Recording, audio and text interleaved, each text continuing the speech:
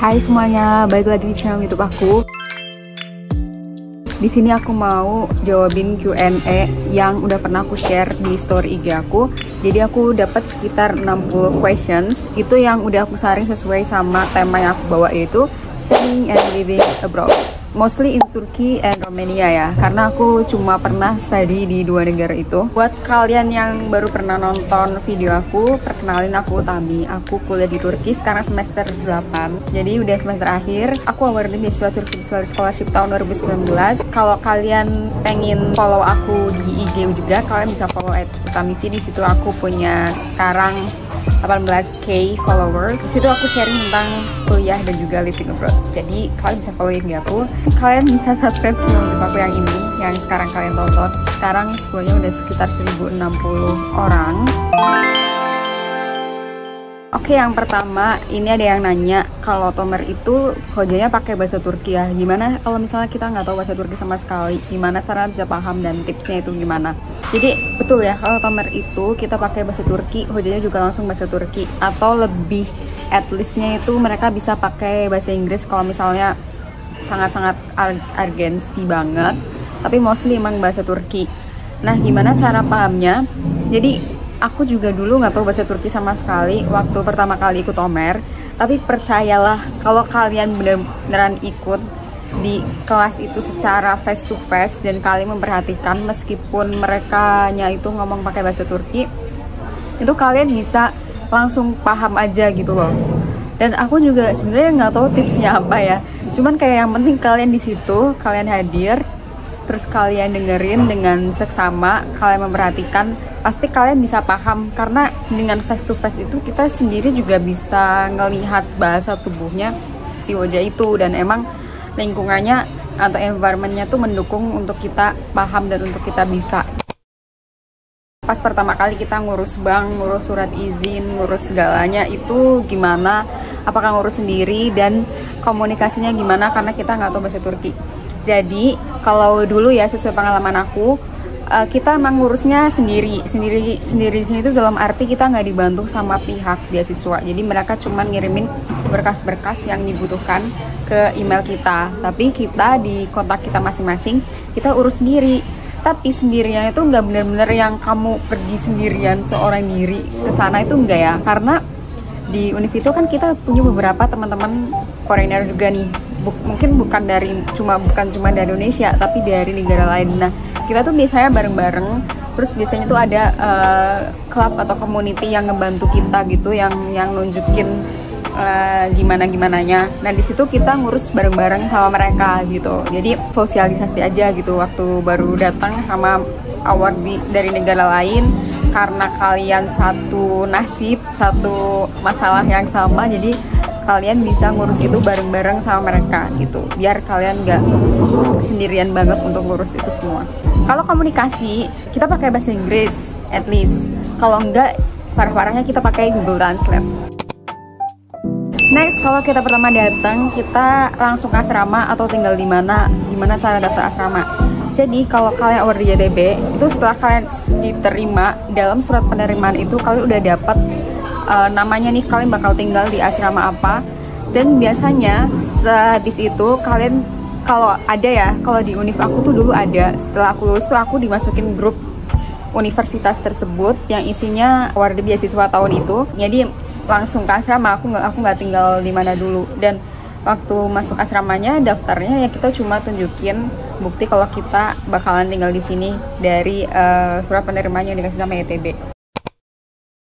Next, kalau baru ke Turki kan belum dikasih uang bulanan sama YTB, terus butuh berapa, sama nuker liranya gimana. Oke. Sebenarnya video ini tentang uang ini tuh aku udah pernah bikin videonya ya di sini ya, tentang kayak modal persiapan beasiswa. Itu dari modal seleksi, dari uang yang kita butuh sebelum datang ke sini, itu aku udah bikin di sini. Tapi itu aku tahun 2019 ya, bisa aja yang sekarang itu udah beda, apalagi dengan adanya inflasi di Turki. Jadi kalau uang beasiswa YTB itu bisa masuk ke akun kita itu, kalau aku bisa bilang ya, antara 2-3 bulan setelah kita sampai di sini. Sebelum itu kalian harus punya apa ya, kayak backupan lah uang kalian sendiri untuk survive di bulan pertama di Turki. Nah, kalau nuker liranya, kalian itu bisa bawa USD dolar dari Indonesia, habis itu kalian tukar di Turki. Kalau kalian mau tukar di bandara juga bisa, tapi rate-nya bakal lebih tinggi atau lebih mahal. Atau kalian bisa tukar waktu kalian udah sampai di kota kalian masing-masing. Atau kalian juga bisa pakai ATM Bank Indo, karena kalian bisa tarik uang juga di sini pakai ATM Bank Indo. Aku nggak bisa rekomendasiin di sini ya, karena aku nggak disponsor. Jadi kalian bisa tanya aja ke mereka gitu, apakah bisa dipakai di luar negeri atau enggak. Tapi mostly emang bisa sih, asalkan di cardnya itu ada logo Mastercard or logo Visa gitu. Dan I think like pakai ATM tuh lebih simple karena kita nggak takut bawa uang banyak gitu. Jadi kalau aku sih kayaknya mending pakai ATM aja. Next, beasiswa yang aku dapat itu ditanggung apa aja. Ini sebenarnya aku udah pernah bikin videonya tentang beasiswa ini. Di sini kalian bisa klik aja secara lebih lengkapnya, di situ lengkap. Tapi sini aku tetap mau jawab aja, oke? Uang bulanan, dapat universitas, dapat asrama, makan 2 kali sehari, dapat asuransi, dapat tiket pesawat waktu pertama kali berangkat, kelas bahasa Turki gratis. Mostly ke cover semua sih, benar-benar fully funded dan worth it kalau kalian pengen kuliah gratis terus di luar negeri. Oke, Mbak, bayar uang tinggal nggak? Aku tinggal di asrama, dan karena aku award di beasiswa YTB, jadi aku nggak bayar uang asrama. Tapi kecuali kalau summer itu kalian tetap nggak bayar, cuman kalian bakal bayar untuk makannya. Jadi kalau hari-hari biasa makannya gratis 2 kali sehari, tapi kalau summer atau libur musim panas, kalau kalian tetap stay di dormitory, kalian bayar uang makan, maksudnya kalian bayar uang makannya itu. Jadi nggak ada lagi nih yang nanti protes, kok pas summer uang makannya bayar sih, katanya kan gratis. Dan di sini aku jelasin ya, kalau libur summer itu uang makannya bayar. Kakak biasanya masak atau makan instan nih. Jadi di asrama itu nggak ada dapurnya sama sekali, jadi aku nggak bisa masak di asrama ya.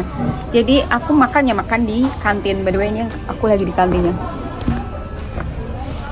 Jadi udah dikasih makan gratis 2 kali sehari, sarapan sama makan malam. Jadi mostly aku makan di sini. Atau kalau misalnya aku lagi makan sama teman-temanku atau makan sama pacarku, aku makan di luar gitu. Atau misalnya kalau aku pengen makan enak ya aku delivery order. Tapi mostly aku makan di kantin. Kalau masak sih biasanya aku masak di rumah temanku. Kalau misalnya aku pengen masak, tapi jarang banget sih sebenarnya. Pernah suka sama cowok sekampus? Nggak pernah lah. Orang pacar aku sekarang satu kampus, jadi ya pernah lah gitu. Boleh nggak kalau pas dosen yang ngajar kita izin ke toilet? Izinnya gimana? Boleh banget lah. Izinnya itu depend sama dosennya ya sebenarnya. Ada dosen yang kayak sama sekali dia nggak peduli lo mau keluar, lo mau pulang, kayak lo mau keluar ngapain, kayak dia tetap bakal ngajar. Tapi mungkin kalau misalnya kelasnya itu kelas yang kecil, I mean like muridnya kalian itu under 20 orang, itu bisa kalian kayak tinggal maju aja ke pintu, terus kalau misalnya dosennya nengok, kalian tinggal kayak gini aja terus langsung keluar aja gitu, nggak usah bilang izin ke kamar mandi. Itu nggak pernah aku denger sih kalau selama di Turki, kecuali emang itu kelas kecil atau kalian tuh under 10 orang, itu kayaknya kalian better to say untuk izin ke toilet. Tapi kalau kelasnya gede sampai ratusan orang, itu kalau ya kalian tinggal keluar aja gitu, langsung keluar aja. Kalau lagi nggak bisa hadir di kampus, izinnya gimana? Nah ini ya, kalau kalian emang benar-benar nggak bisa hadir di kampus dan di kelas itu tuh kalian itu absennya itu diperhatikan sama dosen atau absennya itu masuk ke grade. Nah ini lebih baik kalian email aja ke dosennya. Tapi kebanyakan kelas itu mereka nggak sama sekali memperhatikan absen. Jadi kalau kalian nggak mau berangkat ya udah nggak usah berangkat, karena that is your responsibility. Itu responsibility kamu masing-masing gitu untuk mostly kelas di sini sih. Jadi kayak kalau kalian nggak berangkat ya udah nggak usah berangkat, nggak izin juga gitu. Kuliah di Turki jurusan apa? Hai, aku jurusan teknik biologi. Berapa lama kakak belajar bahasa Turki? Secara formalnya 1 tahun, kurang sih sebenarnya, kayak 9 bulan dari Tomer atau kelas persiapan bahasa. Secara non formal selama ini aku masih tetap belajar. Next ada yang nanya ada berapa musim di Turki. Ada 4, ada musim semi, musim panas, gugur, salju. Jadi kalian bisa ngalamin lah semua musim itu. Tapi lagi-lagi depend sama kota kalian. Karena kalau di bagian barat kayak Izmir, kota aku juga di Denizli, bagian barat atau bagian Ege kayak Fethiye, Muğla, Antalya, kalian nggak punya salju. Tapi kalau kalian di bagian tengah atau bagian timur, kalian punya salju tapi bakalan dingin. Jadi ya itulah sekilas infonya. Apakah di Turki ada angkutan umum setiap wilayah kayak di Indonesia? Ada ya sebenarnya. Di Turki tuh ada ya, ada bus, dan di kota-kota besar tuh ada tramway, ada metro juga.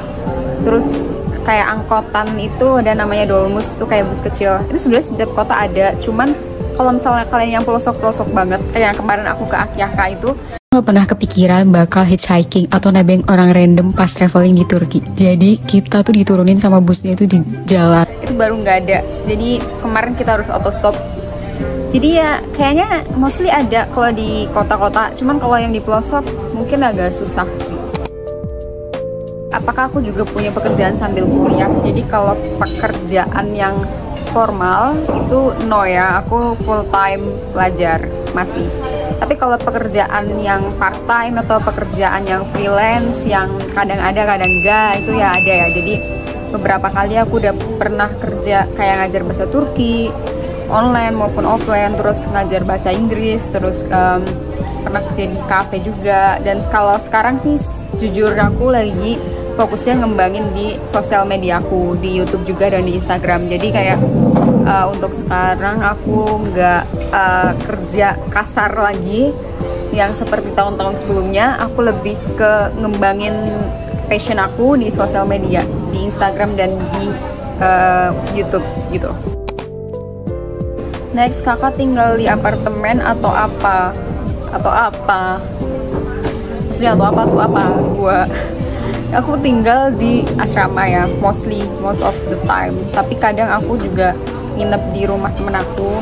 Dan waktu aku di Bukares, aku juga di asrama juga sih. Jadi kayak most of the time aku tinggal di asrama sih. Tapi aku pernah tinggal di rumah kayak beberapa bulan, sewa apartemen gitu. Apa hal yang aku nggak suka selama tinggal di Turki dan apa hal yang aku sukai? Hal yang aku nggak suka itu adalah kadang orang-orangnya ya. Aku tuh susah banget punya orang yang bener-bener kayak bisa match sama aku di sini.